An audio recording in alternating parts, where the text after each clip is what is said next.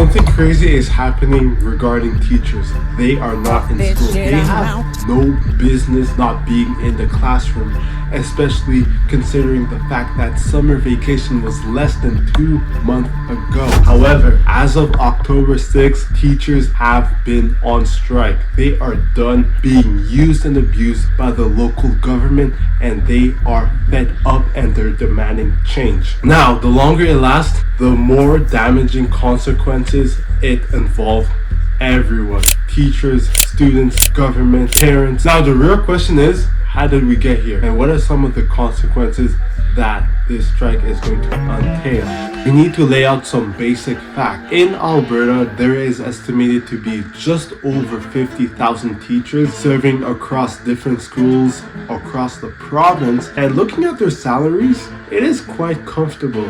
They are making 60 grand on the lower end, all the way up to just under 100 grand. Now, salary depends on levels of experience, degrees, and union bargaining, and location plays a significant role as well. Looking at the absolute number, you probably have the thought like, okay, they're making a pretty comfortable salary. Why the hell are they protesting for? Now, let me tell you, their working conditions are not looking good. And to pinpoint the crack in the system that is leading to today's issue, we need to go back in time. And as of right now, it is really quite difficult to pinpoint exactly when did that neglect occurred, but the general consensus is it happened before pre-COVID. Now, to best describe this situation, imagine that you are a teacher, Mr. Donovan, 35 years old, 7 years on the job. Every student loves you. Now, you are responsible to teach 8th grade math in the school, and you are responsible to teach 21 of the most horny, lousy, rowdy teenage kids. But hey, you're 35, 7 years on the job. What can 13 or 14-year-old kids do to you that can break you? Seems like a piece of cake. You are doing it for the love of the game. But for every time that students complain about the delay in the test results, what they don't know is Mr. Donovan have to deal with admin, parents, correcting other classes as well. And the worst thing is, it is all unpaid. They do not get access to overtime. So Mr. Donovan has to essentially do some free work. Hey, like I said, he does not complain because he is doing it for the game. But one thing that he noticed is that year after year, more and more students come in his classroom and the classroom becomes more crowded. And during COVID time, he got to relax a little bit, just a little bit, because the classes were done virtually. But in 2022, when everyone came back, he realized that there was more and more people coming in his classroom, and he realized something. Holy cow, my classroom size is becoming way too big to deal with. By 2024, he was done with those half-ass solutions and he wanted meaningful change. This year, he was done. He was ready to walk out. And that is exactly what he did. But mind you, on a side note, he has not received a pay increase since the middle of the 2010s. So essentially speaking, he has been becoming poorer as well. So mind you, working conditions are deteriorating year after year, while his salary is also not increasing. And that is exactly what has happened. Just a small personal anecdote. A few years ago when I was still in high school, our teacher shared with us that he has not received a pay increase in over 7 years. And mind you, that was in 2021. So technically speaking, if we do the numbers correctly and assuming that the trend has continued up to today, he has lost about 20% of his purchasing power. So technically speaking, he is 20% poorer, and that is assuming that inflation is 2 to 3% on average. What the hell do they want? It's not like they're asking for too much. They're not being too greedy. And just looking at the protest, it was mostly peaceful. It was actually all peaceful. And I appreciate the fact that they went and they walked and it was all done peacefully. And it was not like in other countries like in France a few years ago when the government decided to increase the age of retirement via the 49.3. It caused a lot of protests around France. And just looking at the protesters, they were savage. People across France are outraged that President Emmanuel Macron wants to raise the retirement age from 62 to 64 years old. For weeks, unions have been going on strike and millions have been out in the streets protesting, demanding that Macron abandon the controversial pension reforms. Now, coming back to the Canadian situation, teachers have been fed up, they're done being used and abused, and they want change. And it also does not help them that thousands of people are pouring into the province year after year. No matter what the Canadian government does to slow down the influx, they're still coming. Just in August, look how many crossed over right here, more than 5,000. And so many were kids. And the fact that Alberta has also been underfunding the public education system. On average, Alberta spends 13.5 grand per student, one of the lowest numbers across Canada. But surprisingly, the number is higher in private schools. It's pretty much straightforward, the conditions that the teachers want. They want better working conditions, they want a better salary.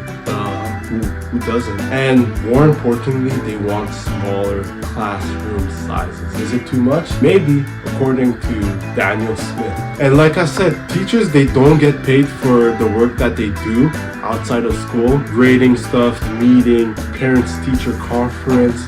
It's basically involuntary servitude with no pay. Since October 6th, teachers have been on strike, students have been home. Neither the local government nor the ATA, the Alberta Teacher Association, want to concede their position. And the longer it lasts, the more damaging the consequences are going to be for everyone involved. Now, for college folks like me and for people that don't have kids, it's another fait divers. But for parents, students, teachers, and government officials, it looks bad for them. For parents, they gotta supervise the kids, they gotta cough up more money for daycare costs, food costs, etc. It's already a big strain for low-income families, especially if they rely on lunch and breakfast school program. Now, for students, it's no education, and they're also becoming more dumber. And it also puts a strain on social connections. They don't get the chance to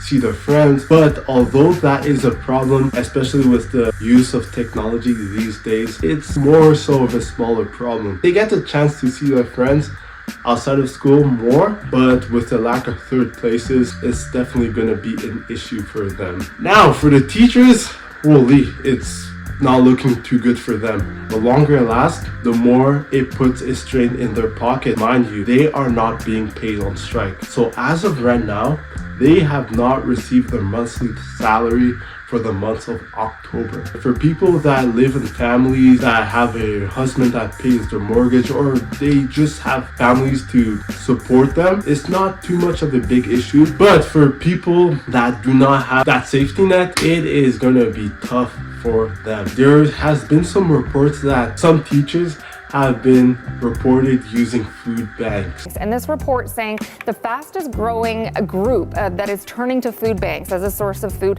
are employed people. And as public backlash continues to grow, it's gonna push them in a situation where they are going to be forced to go back to work regardless of their working conditions. We are announcing today the introduction of Bill 2, the Back to School Act. Our intention is to pass this legislation immediately and end the strike by the Alberta Teachers Association.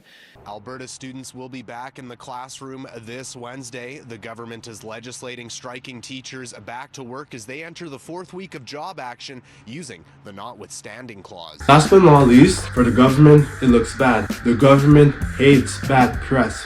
They are going to do anything to stop the bad press, even shooting themselves in the foot, economically speaking, just to satisfy their population. Now, there are a few scenarios in which this crisis is going to end. First scenario, the government caves in. Overtime, check. Smaller classrooms, check. Better working conditions, check. Higher salary, check. All is good, life's good. But the drawback is, I, the taxpayer, is going to end up eventually footing the bill. Second scenario, a compromise. Okay, we are committed to reduce the classroom size and cap it at a certain amount of students per classroom. We are committed to increase education funding over X amount of years, but we're not going to increase your salary just yet because we are lacking funding in that area. Does that suit for you? Okay, here's the deal. Sign it right here, and then we end the crisis. Third scenario, which is worst case scenario, is which the government says, screw that, go back to work, suck it up. And if you refuse, you will be subject to civil and criminal penalties. And that is exactly what they did during the Freedom Convoy movement 3 years ago.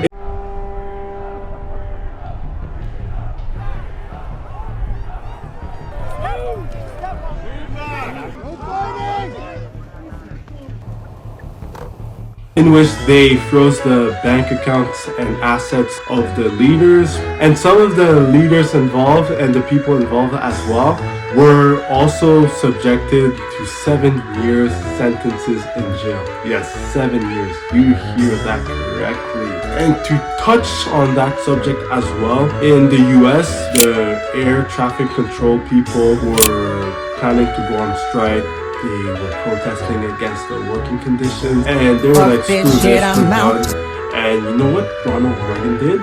They were like, what? You want to quit your job? Okay, you're fired. And they just fired everyone out, and they replaced them with military personnel temporarily while they are training new air traffic controllers. Now, will it likely happen in Alberta? Probably not, due to the sheer amount of teachers in the province. But it is still a possibility. In conclusion, the reason why we are in this mess, it just so happens because there was years and years of neglect in public education, and at a certain point, teachers just got fed up and walked out of the job. And it signals something.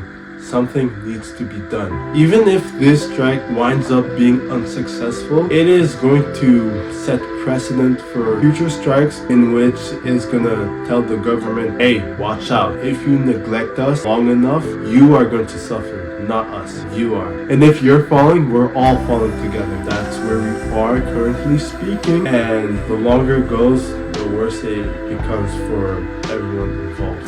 This was my 2 cents.